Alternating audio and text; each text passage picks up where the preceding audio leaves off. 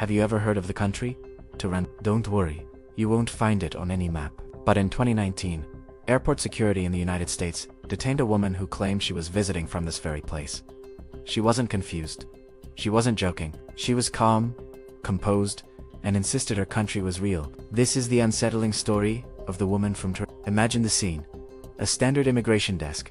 The quiet hum of the airport terminal. A woman in her mid-30s, well-dressed, and with a confident posture, stands before the officer. He asks the usual questions, his voice monotone from routine. Country of origin? He asks. Torenza, she replies calmly. The officer pauses, typing the name into his system. No results. He looks up, a hint of impatience in his eyes. I'm sorry, could you repeat that? She smiles, Torenza. It's in Central Europe. The officer's brow furrows. He scrolls through the list of recognized nations again. There is no The woman then hands over her passport. To the officer's surprise, it looks completely legitimate. The weight, the texture, the watermarks, the security features, it all seems real. It even has entry and exit stamps from other countries. But the 3-letter country code on the document doesn't match anything in the international database. Ma'am, the officer says, his tone shifting from routine to serious.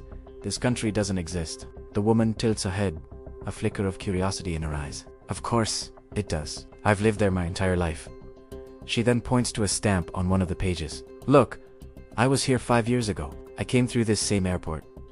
The officer, skeptical but thorough, checks the system for her name and passport number. A chill runs down his spine. She was right. There was a record of her entry from 5 years prior, using the exact same passport.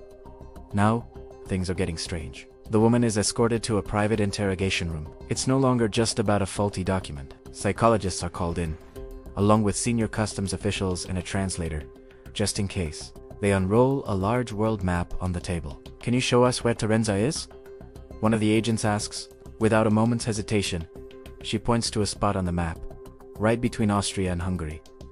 Here, she says confidently, but on their map, there is nothing there. Just the shared border of 2 other nations. She stares at the map, her confident smile finally fading. Her voice is barely a whisper. That's not right. The interrogation continues. They ask her about her country's history, its leaders, its currency, its national holidays. She answers every question flawlessly, providing details so specific, so intricate, that they couldn't possibly be improvised. She describes political dynasties, a recent currency reform, and even the date of a national day of remembrance. They ask her, today's date. She answers correctly, but then adds something that makes the room go cold. Tomorrow is a solemn day for us, she says. It's the anniversary of when we lost the border. An agent leans forward. What do you mean, lost the border? For the first time, she doesn't answer. Her calm demeanor shatters, replaced by a look of pure, primal fear. Her hands begin to shake. Something's wrong, she whispers, her eyes darting around the room as if seeing it for the first time. Where is my country? The agents try to reassure her, telling her she's safe and they'll figure it out. But she leans forward, her voice dropping to a chilling whisper that hangs in the air. If Torenza doesn't exist here, then I'm not supposed to be here either.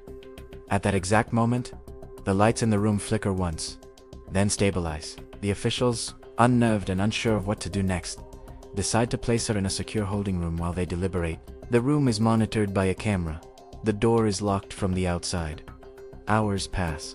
Finally, they decide to check on her. When they unlock the door and swing it open, the room is empty. There's no sign of a struggle, no forced entry. The window is sealed. The alarms were never triggered. She was simply gone.